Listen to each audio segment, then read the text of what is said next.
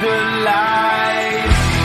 Running in the darkness, you'd be my escape. Why have we been so easy to unfold? Future might seem every spot we getting close. Will you follow me when the sky starts to shade? Yeah, we won't be afraid. We'll never be the same again. Will you follow me? We won't leave it to chance. We can't wait our romance.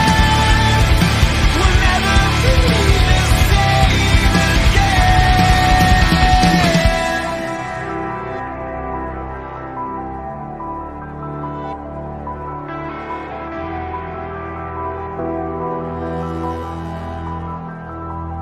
Will you follow me when the sky starts to change? Yeah, we won't be afraid. We'll never be the same again.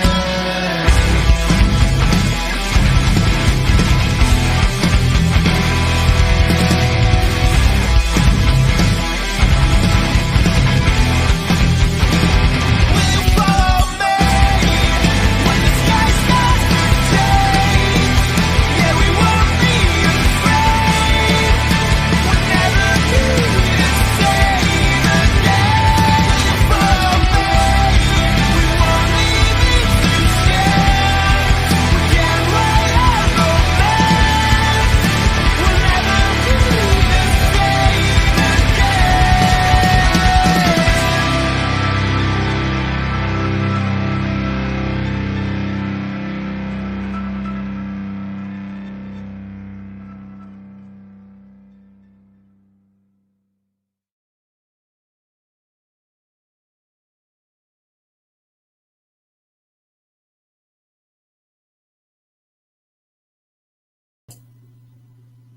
You're streaming with the Fantasy Follow.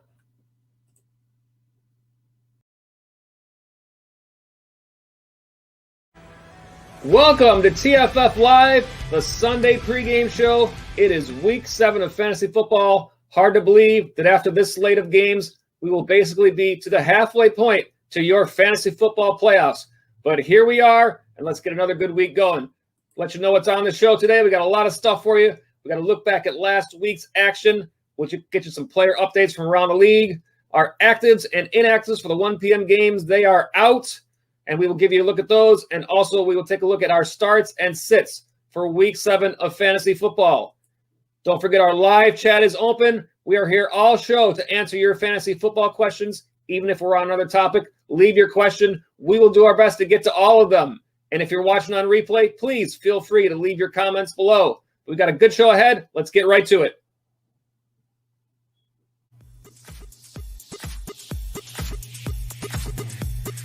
In Miami, it is Tua time.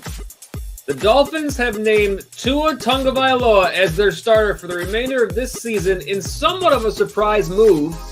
Sitting at 3-3, former starter Ryan Fitzpatrick, he has played well, but the team chose their Week 7 bye as the time to make this change.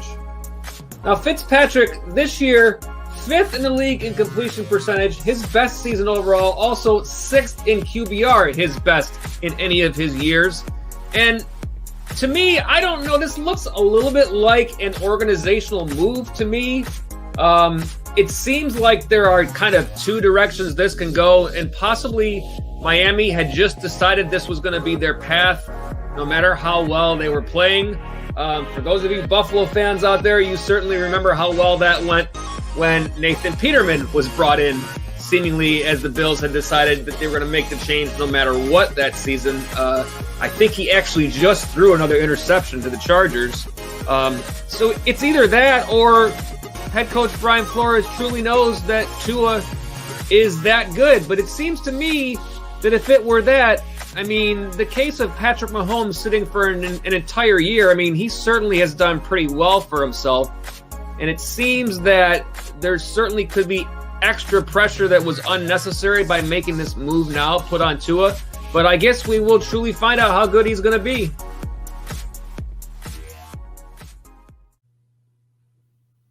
Hard to say what the fantasy impact might be in Miami with this change.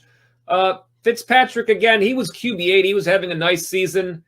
You would have to guess that perhaps the benefactors might be Myles Gaskin and Mike Gesicki. Perhaps the offense becomes a little bit simpler with the rookie in there, leaning a little bit more on the run and some simpler plays to the tight end. But kind of hard to say. Certainly we've seen success from rookies this year already with Joe Burrow, who's played the entire season, and Justin Herbert, who came in midseason. So you never know. It's hard to say, but perhaps we will see another great start for Tua.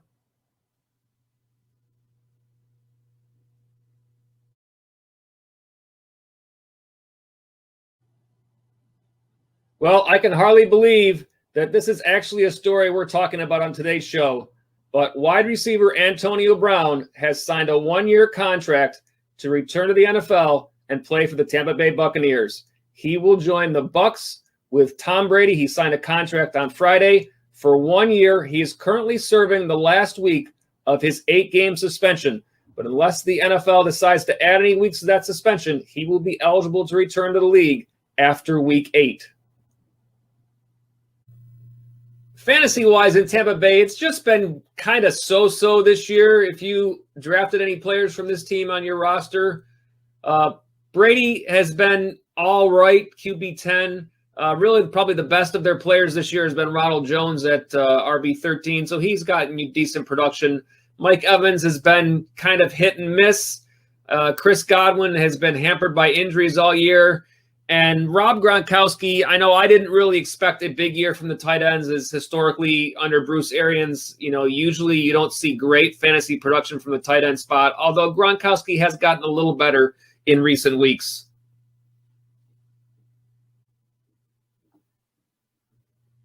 Taking a look back at last week's action, starting out at the quarterback spot, and the top scorers from last week, it was Deshaun Watson from the Houston Texans in a loss at the Titans, 32.00 fantasy points.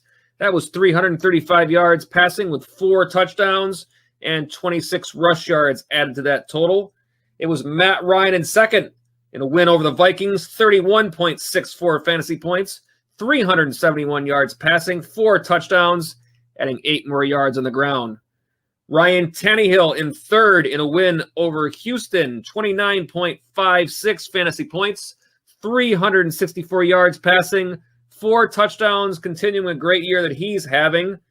Carson Wentz in fourth on the list from last week in a loss versus Baltimore, 29.42 fantasy points. That was 213 yards passing, 2 touchdowns, 49 rush yards with a touchdown on the ground. And Kyler Murray in the win on Monday night over Dallas, 28.92 fantasy points, 188 yards, 2 touchdowns, and he's been great on the ground all year, adding 74 more yards and a touchdown there. For the wide receivers, it was another great week for rookie Justin Jefferson from the Vikings in a loss versus the Falcons, 39.60 fantasy points, 166 yards receiving, 9 catches, 2 touchdowns. Welcome back Julio Jones from the Falcons in the same game. That was in a win, 33.70 fantasy points, 137 yards, 8 catches, 2 touchdowns. Will Fuller also having a nice year. This was in a loss at Tennessee, 24.30 fantasy points, 123 yards, 6 receptions, 1 touchdown, and then a tie for fourth, Christian Kirk and A.J. Brown. Kirk in the win at Dallas, Brown in the win versus Houston. For Kirk, it was 86 yards, 2 catches, 2 touchdowns, and for Brown, it was 56 yards, 5 catches, 2 touchdowns, both totaling 22.60 fantasy points.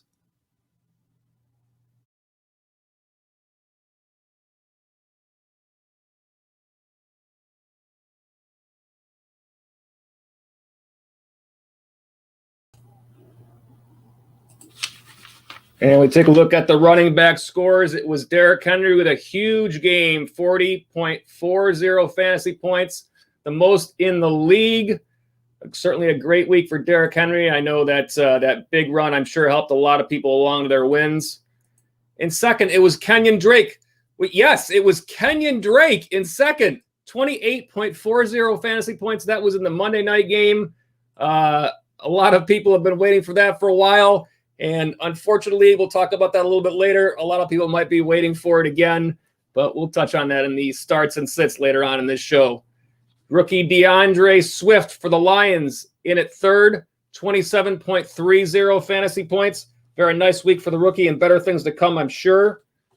In fourth, another big game for Ronald Jones, 26.10 fantasy points. Jones, that was 113 yards, 2 touchdowns. And then in fifth, it was Clyde Edwards-Helaire in a win over my Buffalo Bills, 20.90 fantasy points, 161 yards rushing. That's all. No touchdowns, at least, but also added 8 more yards receiving, 4 catches there.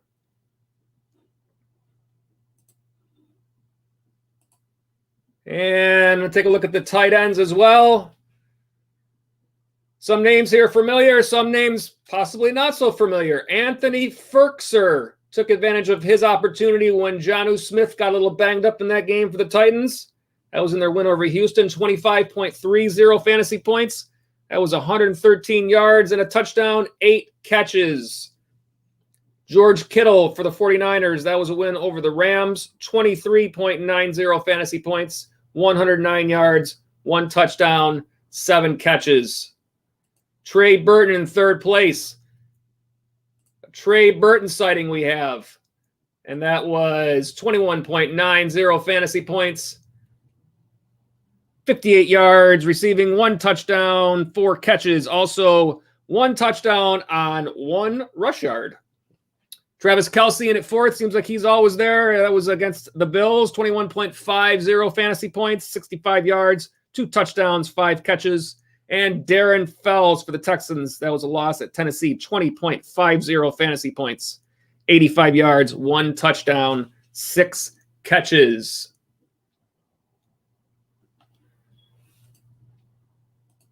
All right, we are going to get you to the player updates in a moment, but first we have some chat to go through. We'll get to that right away because we want to always get that first as soon as we can on the show. We got a lot more content to go, but let's take a look at what we got, starting with Michael Haycom. Welcome back, Michael. Glad to see you on the stream again. Michael asks, hey, should I trade Evans and Fournette for CEH and Williams? PPR. I'm going to guess you're talking about Mike Williams there, but if it's somebody else, let me know. You can always get back in the chat and give me the answer to that.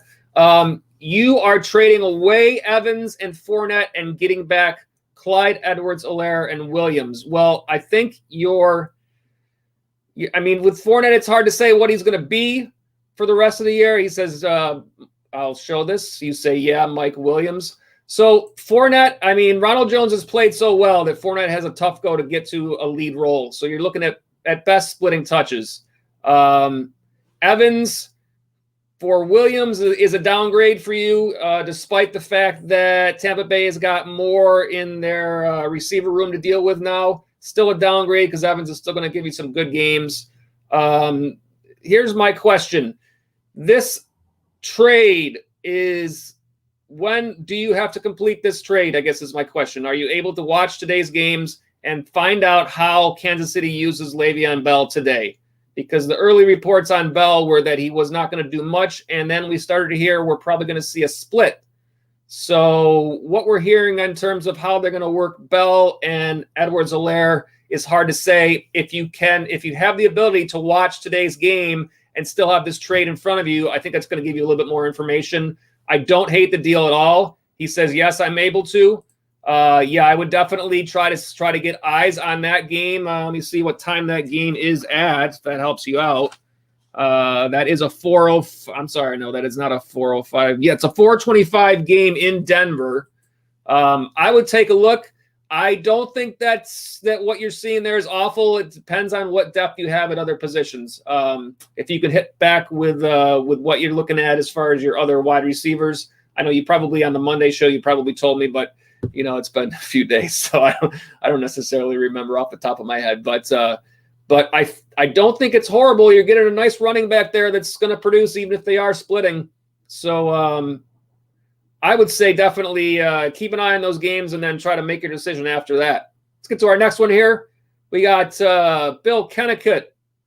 Bill, thanks for being on the stream again. I appreciate it. Hey, if you guys have been on the stream before, great to have you back. If any of you viewers are new, we're a brand new channel, so welcome to the stream. We're every Sunday. We'll get a promo up for you later, but glad you're with us. We'll talk more about that. Bill says, I traded for Derrick Henry this week and now have him, A.J. Brown, and Jonnu on the same lineup. And you continue by saying spread too thin or think about Hunter Henry to start over Jonnu. I like Hunter Henry a lot this week. I'm looking real quick because later on we'll have our start sits, but I believe I have him on my start list. I do. He's the number 2 start on my list this week. So I don't think you're wrong to start him over Jonnu. Jonnu's been banged up. And also let me check the matchup because I'm pretty sure I have Jonnu on my sit list this week, actually. Yeah, I have Jonnu on my sit list against Pittsburgh. Pittsburgh is 26th in terms of fantasy points allowed to the tight end spot. So they are kind of stingy in that area. So I definitely like Henry as the start there. And you're looking at, you can't go wrong with Derrick Henry, and I don't think you can go wrong with A.J. Brown either. Thank you for the question, Bill. Another question here, DJ Moore or Mike Williams? Let me take a look at the matchups. Chargers playing home to Jacksonville, and Carolina is playing on the road to New Orleans. Either one of them, I think, are decent matchups in terms of pass yards. I would probably say Mike Williams in that case. I think he's probably produced more recently than DJ Moore has, more than Moore. I like Williams there. I think they're close, but I like Williams there. A couple more. Larry says, hi, Joe. Hi, Larry. Glad to have you on the stream. Thanks for coming back. Appreciate seeing you guys. Absolutely. Glad to have you all back on the stream. We'll get a couple more comments later. Let's get you out of the comments for now, and let me get a quick look back at what we have here, and we'll see what's up next.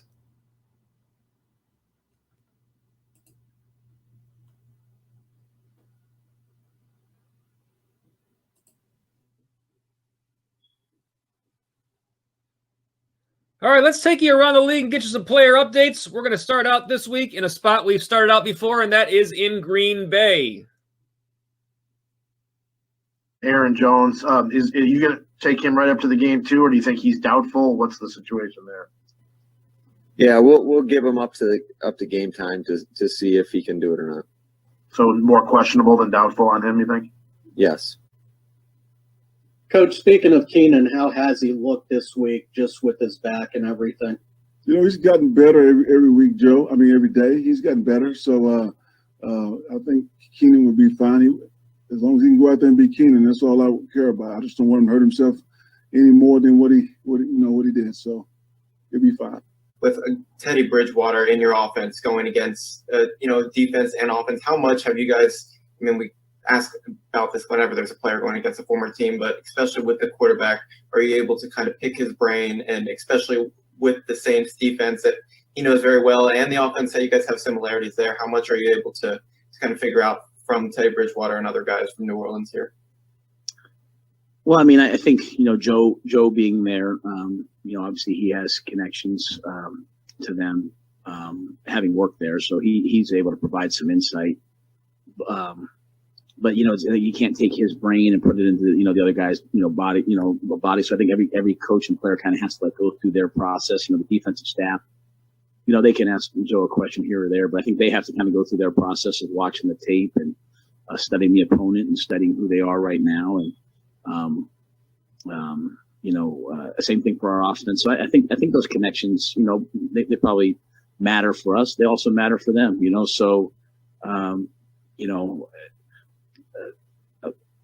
Sorry, I'm stuck trying to articulate. It's unique, but it can bog you down if you get too caught up in it. I just think our guys, I really believe football comes down to the team that plays the best. So if we just go out there and do our thing and practice well and play well and have a good plan, I think we always give ourselves a chance to play well on Sunday. And so the connections are there. And I know it's a great storyline. I know, you guys will follow up with those guys. But for me, like, I just want our guys to go out and do our thing, especially coming off of last week. Last week we didn't play, we didn't play our brand of football. We didn't play our style of football and still had a chance to win versus a very good team. So I want us to get back to, playing our style of football. Joe Burrow leads the league in pass attempts. Is that a recipe for success? He obviously threw 61 times versus Cleveland in week 2. We feel comfortable throwing the ball, and again, we'll do whatever it takes to win the game. And he's had a lot of success throwing it. We got actives and inactives coming up next for the 1 p.m. games. But before we do that, we want to remind you, the TFF Live Sunday Pregame Show. Thank you for watching. We're here every Sunday streaming live right here on our YouTube channel at 12 noon, taking you right up until game time, taking all your fantasy football questions, and getting you ready for your fantasy matchups each week. Actives and inactives are up next.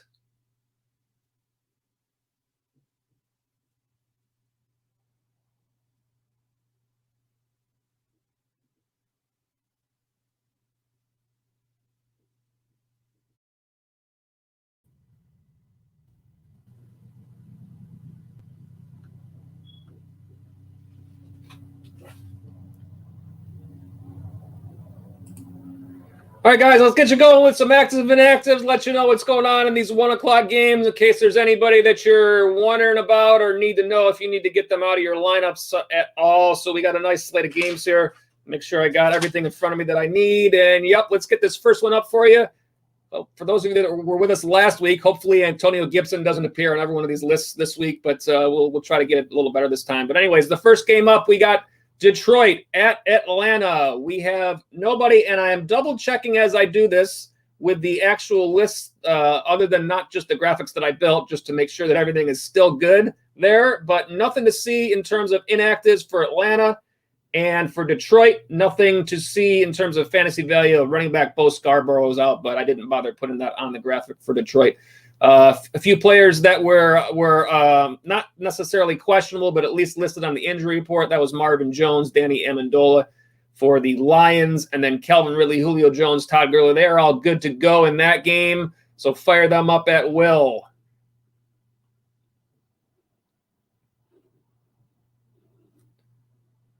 All right, next game we're going to get to is Cleveland and Cincinnati. Couple of players out in this game. On the Cincinnati side, it is Joe Mixon who is out. That's a big one to be aware of. If you're looking for a running back for today that has potential, that makes Giovanni Bernard a last-minute pickup if he's available in your leagues. Not sure of the percentage, but I'm sure he's available in many. So if you're hurting at that spot and you're in need of somebody, that's a good player to look for right now. And then over on the Cleveland side, it's Austin Hooper is out. David Njoku is in this game. So again, at the tight end spot, another possibility if you're in need of somebody. Baker Mayfield is in. Jarvis Landry is in. A.J. Green is in for the Bengals. Should be an interesting one here. Joe Burrow, we heard in the soundbite from Coach Zach Taylor, threw 61 pass attempts the last time these two teams met. And for that matter, Cleveland ran all over Cincinnati, so we have some more on that in our starts and sits as well. All right, next up is Pittsburgh and Tennessee. We'll take a look at that game. This is for sure the game of the day. 2 5-0 teams, and I am double-checking the list as we look at this, but active for the Steelers, Juju Smith-Schuster, Deontay Johnson, they will be playing. Nobody else listed of consequence on the list for the Steelers as inactive.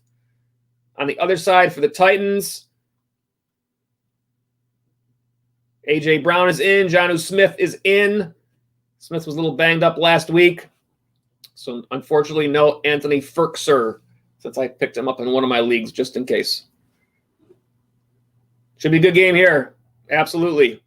It'll be interesting to see how Pittsburgh uses their wide receivers too. Something to watch for those of you that have Deontay Johnson and or Chase Claypool on rosters. Our next game up is going to be Carolina game. That is Carolina at New Orleans. Of course, the big name here is Mike Davis, who is out. Hope to see him back soon. I'm sure most players do, especially if you spent your first-round draft pick, and he has hardly played this year, so that is a rough one. Other than Thomas, nobody to speak of on the Saints side. On the Carolina side, nobody to speak of. Mike Davis is in. Curtis Samuel was questionable and is not on the inactive side, so he will be playing. Up next on the list is Buffalo and the Jets. Boy, I sure hope Buffalo plays better today. Let's see. On the Bills side, we have TJ Yeldon that is out, in addition to John Brown and Dawson Knox, who were announced before the game. And then on the Jets side, Sam Darnold will play today, or at least Sam Darnold is active. You kind of never know with Adam Gase what's going to happen, but somebody's going to play quarterback probably for that team, we would expect. Jamison Crowder will not be playing wide receiver. He is out today. Not sure if that has much consequence on anybody else in the wide receiver core, if there's anybody else that, if you're playing Jets, then oof. But, I don't know. Let's just hope the Bills play better for all the Bills fans on the stream.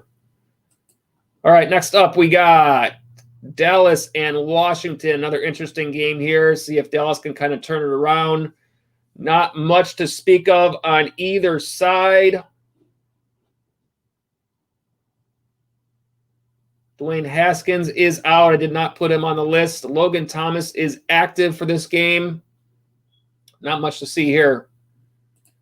Taking a look next at Green Bay and Houston. Big name here is Aaron Jones. Aaron Jones is inactive for today. So he is out of your lineup, and for sure that is problems for a lot of fantasy players. They're counting on Aaron Jones's production. Nobody else of consequence on Green Bay. On Houston's side, Jordan Akins and Kiki Kuti have been out all year, and they're out again this week, but nobody else listed there. And that's going to do it for the early games. And I will do my best to update on the late games with obviously the actives and inactives are not out yet.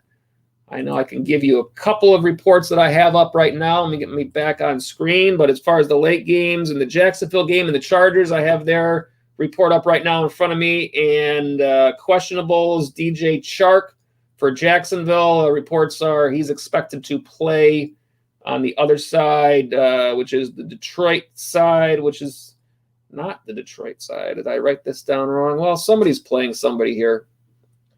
I'll figure it out sometime. Let's skip this game. How about that? Going along smoothly as always here, everybody.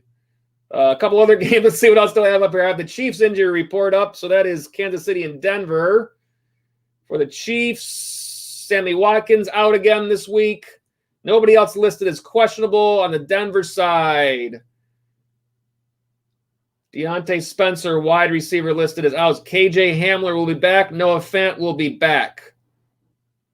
And let's see what else I have. The Tampa Bay report up here. It's Tampa Bay and Las Vegas. Again, these are just injury reports. These are not actives, inactives. This is for the late games, players you want to keep an eye on as the day goes by. Hour and a half before game time is when these are released. The actual actives and inactives. Nothing really to speak of on the Tampa Bay side in terms of questionables, and nothing on the Las Vegas side. Brian Edwards, the wide receiver, is out, so that is somewhat notable. And that's all I have up right now. There are a couple more games. I will do my best to take a look at those. Let's see if we got any other comments that we need to get to here so far. Got one from Michael Machuga saying hi. Looks like Michael and his league mate Larry are in some trouble based on Michael's comment that he put in there. If you guys are still on the stream or whoever's out there, feel free, everybody, to jump in and let me know what you're looking at today. If you're in need of a big win, if you're waiting on a couple players to produce for you, give me a nice comment. Let me know what's going on there. And let's see, what can we get for you next here? Let's get a little promo up on the screen before we go into our next part. I'll find it here somewhere. There it is. Here's how you can find us, the Fantasy Follow. We are a brand new channel. Thank you for being with us. For all of you who have been on our past live streams or checked out our videos, we appreciate you being here.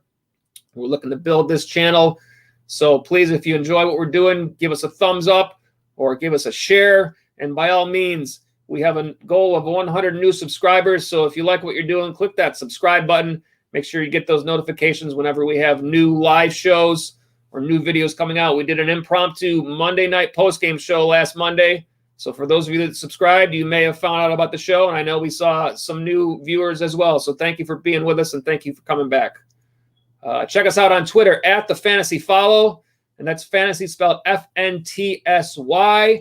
And on Twitter, if you have lineup questions or fantasy football questions during the week, you can submit those using the hashtag AskTFFLive, and we will use those questions and answer them live on our Sunday pregame show. Facebook / The Fantasy Follow, and our website, thefantasyfollow.com.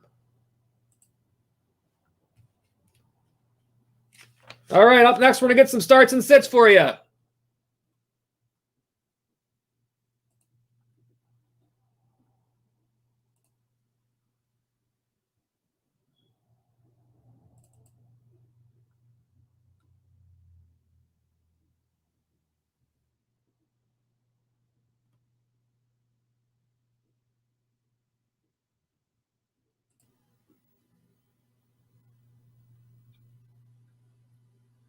All right, let's get you some starts and sits for this week. Let's start out at the quarterback spot.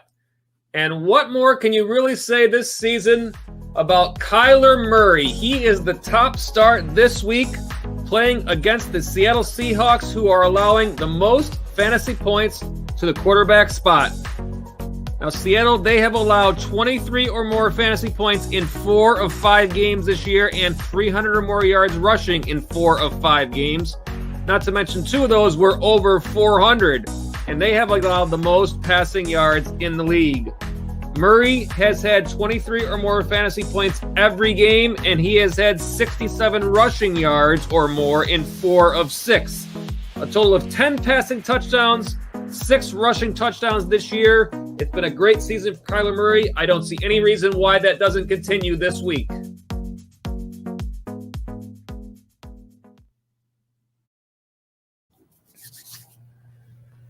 All right, taking a look at the rest of the quarterback starts for Week 7. Number 2 is Joe Burrow versus the Browns. Cleveland giving up the 9th most fantasy points to the quarterback spot.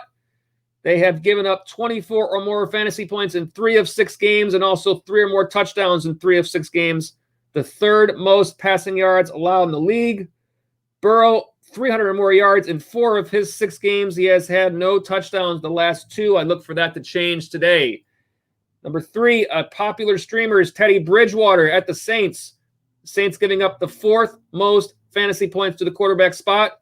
They have allowed 21 or more fantasy points every game this year and 2 or more touchdowns in every game. In fact, they've allowed 3 or more in 4 of 5 games. Bridgewater had a tough game last week with a bad matchup. 216 yards, no touchdowns, 2 interceptions against the Bears. But they're not playing the Bears this week. The previous 2 weeks, Bridgewater averaged 24.03 fantasy points for those 2 games. A popular streamer if you're in need based on the buys this week. Matthew Stafford at number 4, playing the Falcons, allowing the 2nd most fantasy points to the quarterback spot.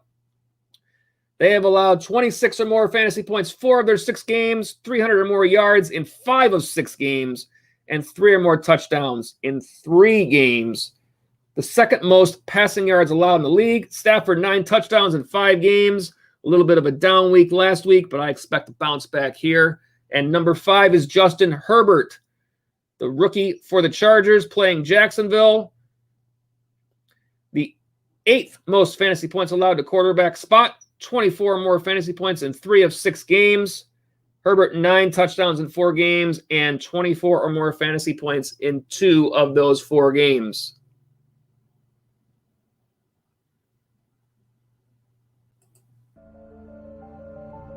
The top sit is Robert Woods from the LA Rams, playing against the Chicago Bears. They can't all be great matchups, and this one is not. The Bears allowing the 2nd fewest fantasy points to the wide receiver spot.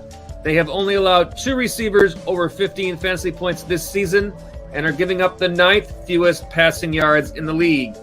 Now, Woods has had a touchdown each of the last 2 weeks, but only one game over 75 yards. Again, the Bears, a tough matchup. These games have been low scoring this year. Robert Woods is the top sit.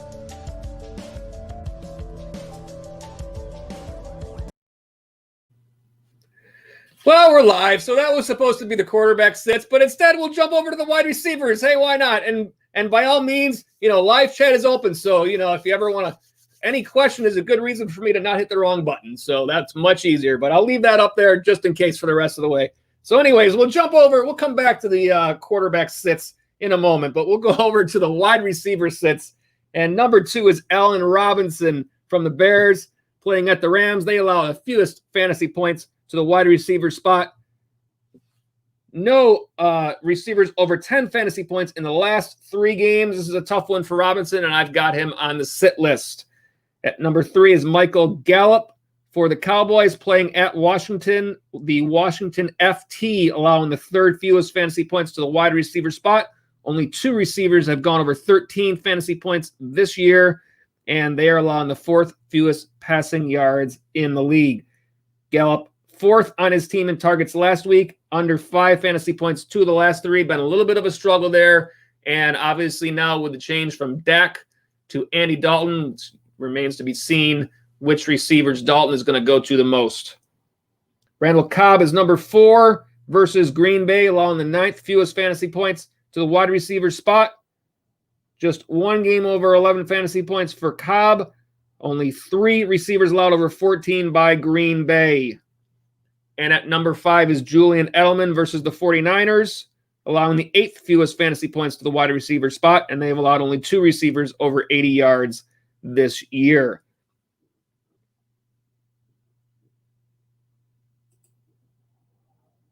All right, let's go ahead and go back to the quarterback spot again here.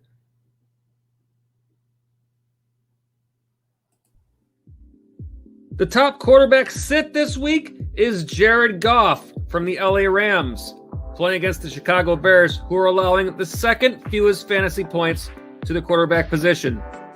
The Bears have not allowed any quarterback to go over 18 fantasy points against them, and they have held opposing quarterbacks under 250 yards in 4 of their 6 games. They have also not allowed more than 1 touchdown to any quarterback they have faced and are giving up the 9th fewest passing yards in the league. Now, Goff has had 10 touchdowns this year, but he also has been under 16 fantasy points in 3 of 6 games. Last week, it was 15.92 fantasy points against the 49ers. This is a tough matchup against the Bears. They've been stingy to all quarterbacks. Jared Goff is our top sit.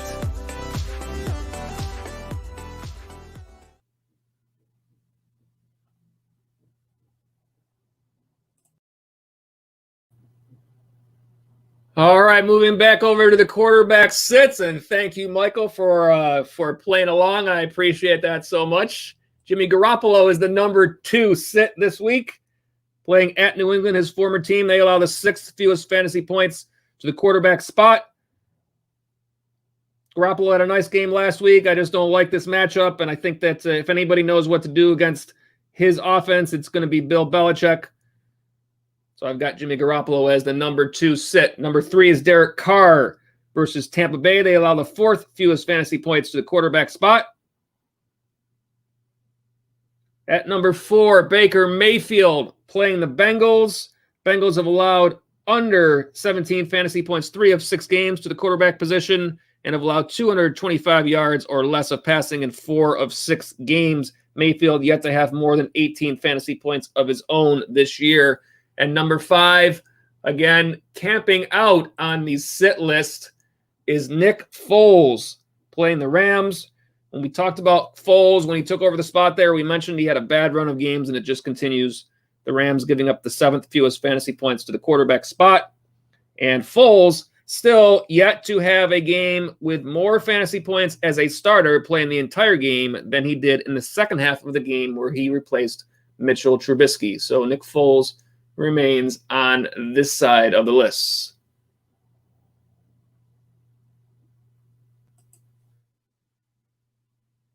Moving over to the wide receiver spot for this week, the top start is Terry McLaurin from the Washington football team, playing against the Dallas Cowboys, who have allowed the second most fantasy points to the wide receiver spot. We've seen this before. If you've got McLaurin on your roster and you've been waiting for that big breakout week, this certainly has as good a chance as any to be it. The Cowboys have given up 5 20 or more fantasy point performances this year to wide receivers, and 5 receivers have gone over 100 yards this year. They have allowed 11 touchdowns to wideouts in 6 games and are giving up the 10th most passing yards in the league. McLaurin has averaged just under 10 targets per game this year, has had 2 games over 100 yards in receiving, and 14 or more fantasy points in 3 of 6 games, but just 1 touchdown. So this could certainly be the week where he has that big game against the Cowboys.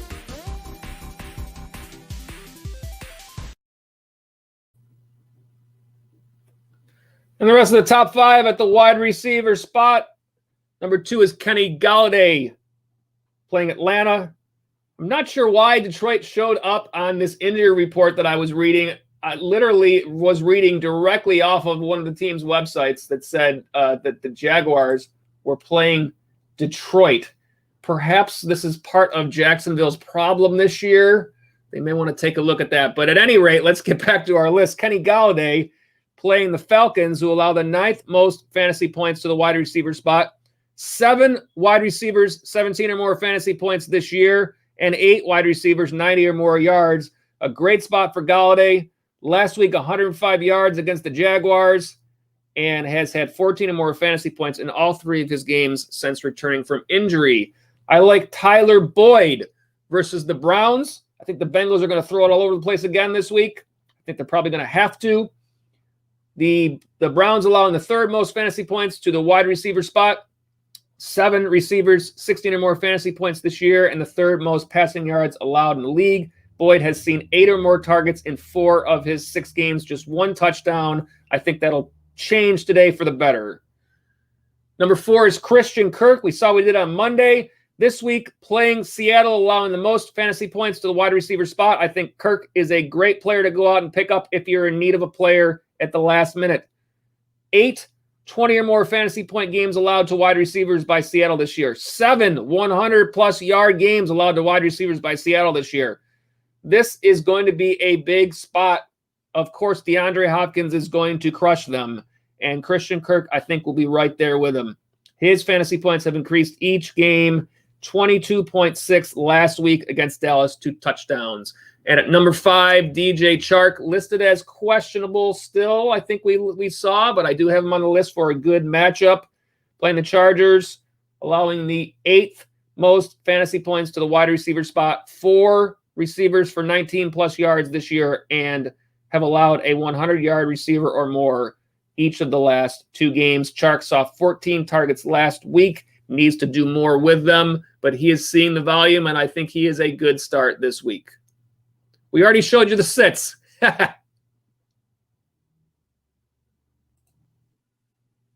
The top 5 starts and sits at the running back spot for week 7. The top start is Ronald Jones from the Tampa Bay Bucks, playing at the Las Vegas Raiders, who are allowing the 3rd most fantasy points to the running back spot. They have allowed 3 running backs over 28 fantasy points this year and are giving up the 8th most rushing yards in the league. Jones has been playing great, 100 or more rushing yards each of the last 3 games and 15 or more fantasy points during the stretch in each game. If Jones sees anywhere near the volume he's been getting, this is a great chance for another big game for the Tampa Bay running back.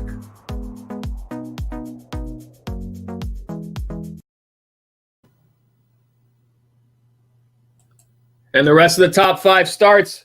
Number 2, Kareem Hunt against the Bengals. They are allowing the 13th most fantasy points to the running back spot, the 6th most rushing yards in the league. But in week 2, the combination of Kareem Hunt and Nick Chubb went for 50.4 fantasy points versus Cincinnati. Hunt has had 70 or more rushing yards every game except for last week against Pittsburgh. He is basically his own backfield now with Chubb out. So if we see anything like we saw in that first game where they played them, they are going to crush them. And I got up the chat reminder as well for all you guys that are on the stream. If you got any last-minute questions on any of these players, or if you have some players, even I'd like to know more about your situation, Michael Machuga, that you're saying that you're in bad shape on. You need to give me a little bit more information on what's going on. Perhaps there's a last-minute resolution of that. Anyways, we'll get back to the list. Todd Gurley is number 3. Gurley playing against the Lions, allowing the 5th most fantasy points to the running back spot. They've given up 4 running backs over 15 fantasy points this year, and 45.6 fantasy points in week 2 to Aaron Jones, 42.2 combined week 4 to Alvin Kamara and Latavius Murray. Number 4 is David Johnson for the Texans. I think this is a get-right game for Johnson. He has been just okay, but Green Bay allowing the most fantasy points to the running back spot. They have allowed 4 running backs to go over 19 fantasy points this year. Ronald Jones had 113 yards against them last week, and Johnson has seen 18 or more touches each of the last 3 games. So if the volume's there, the opportunity is there for Johnson this week. And Chris Carson, number 5, playing at Arizona. Arizona giving up the 12th most fantasy points to the running back spot. I like this spot for Carson.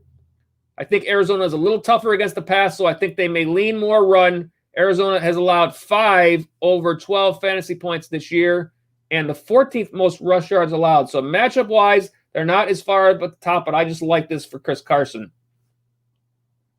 All right, we got a question here. We'll go ahead and get that in before we go to the sits. So let me go ahead and click off here and click out of this graphic, and we will get this up for you.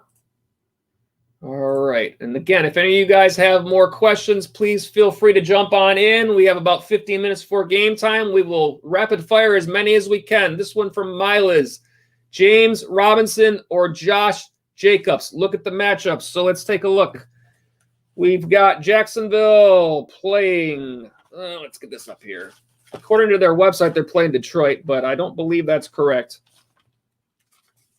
Jacksonville is playing the Chargers.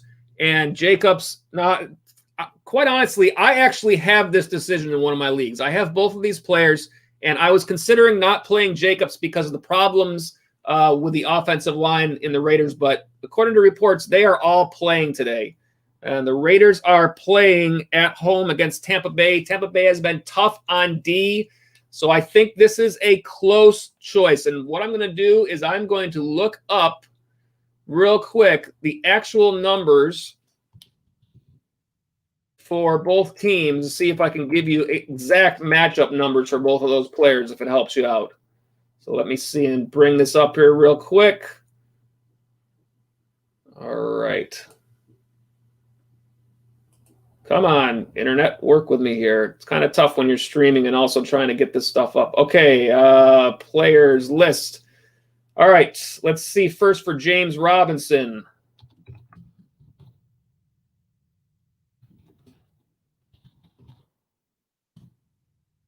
Playing the Chargers. The Chargers are allowing the 7th fewest fantasy points to the running back spot. Not a lot of great totals against them overall. I do think this is going to be more of a passing game on both sides. And I don't think Jacksonville is in a spot where they're going to have a big lead. So game script does not favor Robinson, I wouldn't say, in this matchup. Let's go ahead and take a look on the other side for Josh Jacobs. Honestly, I think without even saying anything more, I think I favor Jacobs in this situation. He's the guy you drafted high. I think he's the one you go with. Neither one of them are great matchups, so you probably take the better player at this spot, even though Robinson has been great. Tampa Bay giving up the 10th fewest fantasy points here to the running back spot. I really would go with Jacobs here. I mean, this is one of those situations where which decision is going to make you least upset if it goes bad. And if you sit Josh Jacobs knowing that he's the guy you drafted probably in the 2nd round and he has a big game, you're going to be awful upset. I would go with Jacobs there. And as I am going with Jacobs for what it's worth in my league as well and have Robinson on my bench for him. All right, we got another one here from Go Crazy TV. Tyler Boyd or Robbie Anderson? I like Tyler Boyd today. He's on my start list. Robbie Anderson for Carolina. I don't think they have a bad matchup at all. I think Teddy Bridgewater is going to have a nice game. I'm looking them up right now. Why don't I see them? Well, let's just look them up online. That's even easier. I'm going to give you the matchup numbers for both just for comparison. Anderson against New Orleans. New Orleans is allowing the 11th fewest fantasy points to the wide receiver spot. Tyler Boyd had a nice game against Cleveland last time. Cleveland is allowing the 4th most fantasy points to the wide receiver position this year. I have Tyler Boyd on my start list. I like Tyler over Robbie Anderson this week. I have Tyler in one of my lineups this week as well. So I think that's what I would suggest to you again. And any of these, this is fantasy football is all about opinion. So I'll give you my opinion, but I want you to take that and work with your own and arrive at a decision that's good for you. So, but I will always do my best to give you my thoughts and try to back it up with as much stats as possible.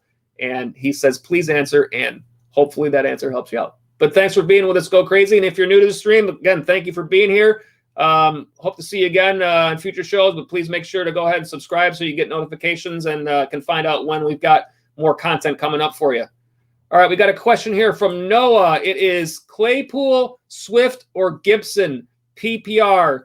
I have to say I like Gibson today, but I like DeAndre Swift probably better. And let me look at the matchup of who they're playing here. I'm going to look it up online.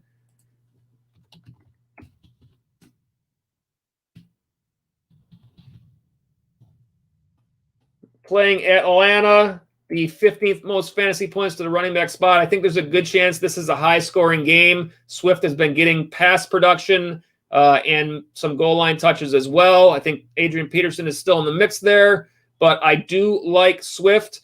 Claypool is kind of a question mark because of Deontay Johnson coming back this week. I don't think he's necessarily going to play badly, but it's hard to say where those targets are going to go with all their receivers in line. And Gibson, we know, is splitting with McKissick there for Washington. Dallas is going to give up some points today. I think of those three, if I had to pick one, I have to say I probably like Swift the best there. I'd say Gibson in second and Claypool third if I would put those in order for you. And Noah says, awesome, thanks. No, thank you, Noah, for being here. We appreciate everyone for watching the stream. We are less than 10 minutes to game time, so I'm glad we can get those last-minute questions in there for you. Please feel free to ask some more questions as I go through the rest of these starts and sits. And if we get more questions, I will go through them even quicker so that I can get back to everybody's questions before you have to set your lineups up. And we left off. We did the running back start, so let's get the running back sits here. The top sit is Kenyon Drake from the Arizona Cardinals versus the Seattle Seahawks. Now, if you drafted Kenyon Drake this year, you expected to get a player that was an auto start every week, and he just simply has not been. Even though he had a big week last week, that just has not been the case. Seattle is allowing the 12th fewest fantasy points to the running back spot. They have only allowed 3 running backs over 10 fantasy points this year and are giving up the 3rd fewest rushing yards in the league. Drake had 28.40 fantasy points last week at Dallas with 2 touchdowns, but he has had nearly no pass game involvement for this team. And if you have a better option at running back, Kenyon Drake, you need to think about putting him on your bench or perhaps back on your bench if you've already had him there in past weeks.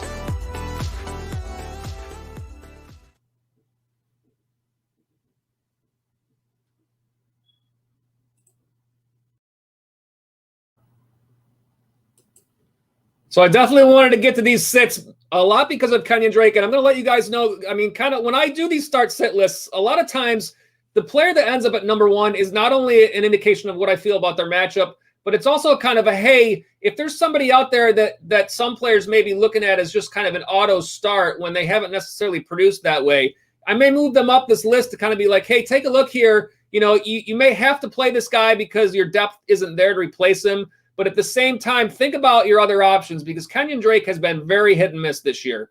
And it's a bad matchup this week. He had a great game last week, so a lot of players are just going to kind of go with it and hope that he continues to break out.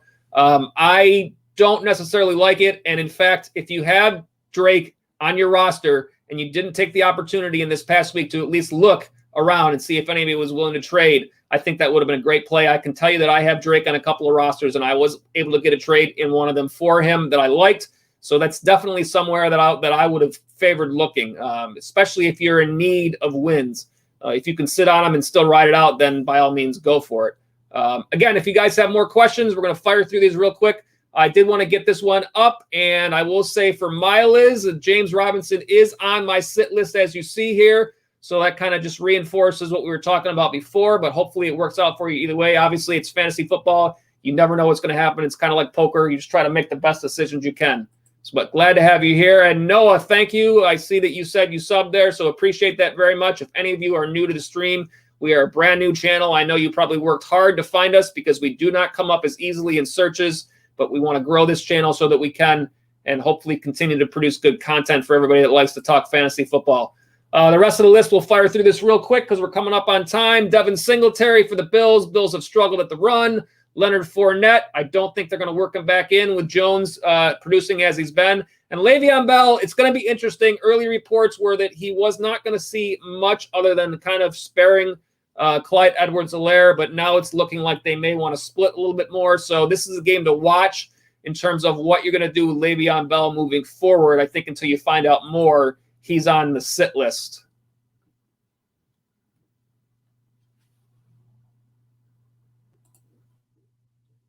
And at the tight end spot, the top start. I smell what he's cooking. It's the Hawk, TJ Hawkinson from the Detroit Lions, playing at the Atlanta Falcons, who are allowing the second most fantasy points to the tight end spot. They have allowed 5 tight ends this year, 11 or more fantasy points, and have given up 7 touchdowns to the position. Hawkinson has been at 9 or better in fantasy points every game this year and has a touchdown each of the last 2 games. I think he's got a great chance to extend that streak today. TJ Hawkinson is the top start.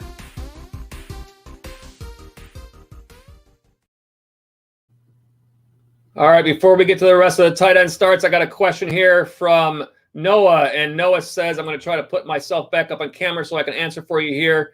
He says, would you start Gibson or McKinnon over Robinson? I think you would have to seriously consider both. And I'm going to take a look and see. I'm not sure if they're late matchups both so that you have time to make that decision or not. Maybe you can tell me. You might already know if this is a decision you need to make by 1 o'clock or not. It looks like Jacksonville is late.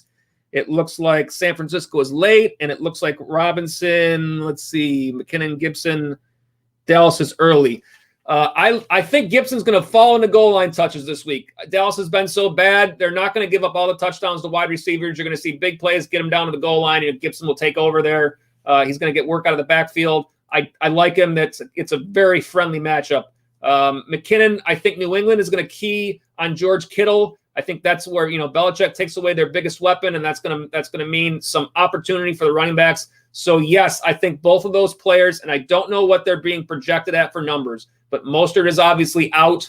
I know there's been some talk about the rookie Hasty for San Francisco, possibly taking some work from McKinnon. I like both of those players. I think Robinson is a bad matchup. Sometimes in fantasy football, you just have to take your chances with a good matchup over a bad matchup, even if the guy's been producing all year like Robinson has. So I don't think you go wrong with either Gibson or McKinnon. I'm interested to know what you end up doing. Check back with us another broadcast or leave us a comment on the video on the replay. Let me know what you did and how it worked out for you, and I'll be watching as well. I have Gibson in a league going today, so I'm pretty sure I left him in my lineup. I don't have Robinson in. I don't have McKinnon anywhere. So it's going to be interesting on all of those. We got about a minute left. Let's get the tight end sits up for you real quick. The last piece of this. I got to find it. Where is it? Here it is. The top sit is Hayden Hurst from the Atlanta Falcons, playing against the Detroit Lions, who are allowing the second fewest fantasy points to the tight end spot. Now, I think Atlanta will have some success in the air this game. However, Detroit has not been allowing it to the tight end. They have not allowed any player at the position over 25 yards receiving this year.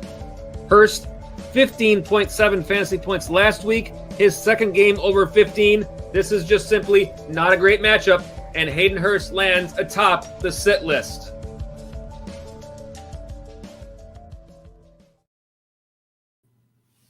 All right, and the rest of the sits, real quick, we go through Greg Olson for the Seahawks, Logan Thomas for the Washington FTs, Ian Thomas for the Carolina Panthers. There's been some talk about him. He's had so little production, I can't see playing him. And Jonnu Smith is a bad matchup against the Broncos, so they are the sits. I will get back on camera here, and I will tell you, Noah says, okay. I'm glad you were with us, Noah. Thank you for being here.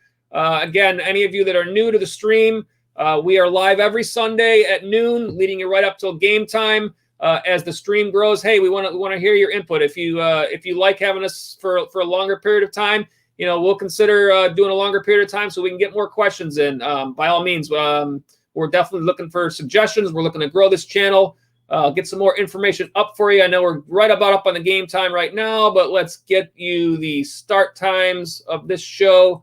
Here it is, every Sunday at 12 noon, TFF Live Sunday Pregame. We have all the features. We go through all the actives and inactives so that you know everything that's going on in all these games.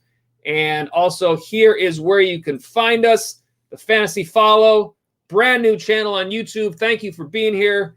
If you enjoyed what we're doing here, please give us a thumbs up and share and help us reach that goal of 100 new subscribers. We want you to know when we have more content for you. So go ahead and subscribe. And if you're watching on the replay, feel free to leave us a comment and give us your thoughts on any of these games. Let us know what we got wrong, what we got right. I have no problem owning it when it's wrong, but hopefully some of the time it's right.